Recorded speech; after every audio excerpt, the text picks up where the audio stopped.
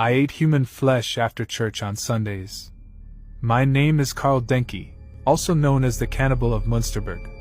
On February 11, 1860, I was born to a family of German farmers in Oberkunzendorf, which is now part of Poland. I was known as a timid, soft-spoken child who was difficult to raise. After finishing elementary school, I worked as an apprentice for a gardener and built a life for myself. My father died when I was 25, and my older brother inherited our house. I received a portion of the money. I bought a property on Stowoa Street. I had a nearby shop where I sold meat. I volunteered as a cross-bearer and organist at the local Lutheran church and was well liked in the neighborhood, where I was affectionately referred to as Papa by everyone. I began murdering homeless vagrants and poor travelers to eat their flesh. In 1903, Ida Launer was my first known victim. 6 years later, in 1909, I murdered Emma Sander, a 25-year-old slaughterhouse worker.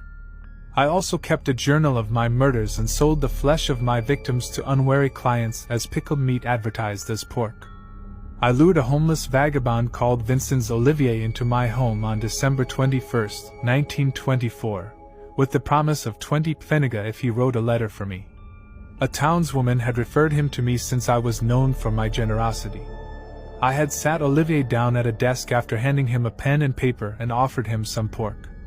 He heard me grunt and turned around just in time to see me raising a pickaxe to strike his head. Olivier managed to duck, getting a severe gash to the temple about 3 inches long, before wresting the weapon from me in the subsequent struggle. He fled out the front door screaming, drawing the attention of my neighbors, who later notified the cops.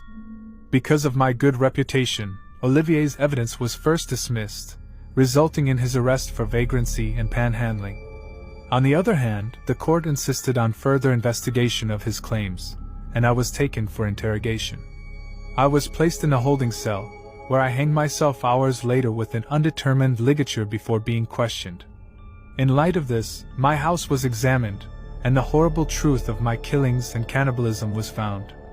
While the authorities don't know how many victims I had, my ledger contained 31 names including Olivier, the escaped victim, verifying at least 30 victims. However, because of the vast number of body parts discovered in my residence, my body count was believed to be 42 or even higher.